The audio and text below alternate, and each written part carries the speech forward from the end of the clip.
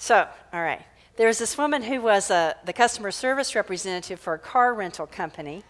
And so one day she's at work and she gets this frantic call from a customer. And this man, he's just freaking out. His voice is just filled with anxiety. And he says, quick, he says, I need you to send a tow truck. I am stranded on the side of a busy highway. And, she's calm, of course, as she's trained to be, very professional. And she says, well, certainly, sir, we'll get a tow truck driver out to you as soon as possible. She says, but I am going to need a little more detailed description than it's a blue four-door car. And he says, it's going to be really easy to find. It's the one that's on fire.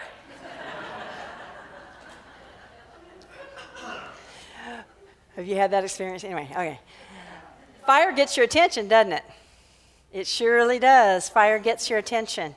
And when we think about what fire means in the mystical realm, what it means in the spiritual realm, it can have different connotations depending on the context, but it always has one foundational meaning. Fire is always about the power of transformation. And transformation means changing something from one element to another. It's more than just simply a cosmetic or an outward change of appearance. Transformation means that something is changed at depth from the inside out. That what it's transformed into was always somehow an element of it, but through the fiery process, what was no longer needed gets released, gets burned off. It's the dross.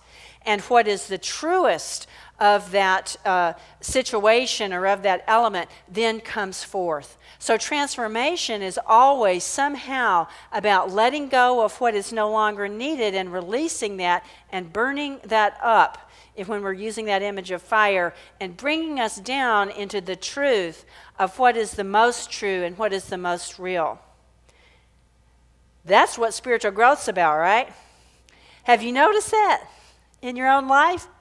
What gets burned away is never anything that we really need. It sure feels like it sometimes, and we sure grieve it when it seems like ideas or even circumstances get released. But the truth is, all that ever gets released is what is no longer serving us. Whatever ideas or whatever conditions or whatever circumstances aren't really serving our deepest growth get to be released. And so that we can come down into a truer understanding of actually who we are.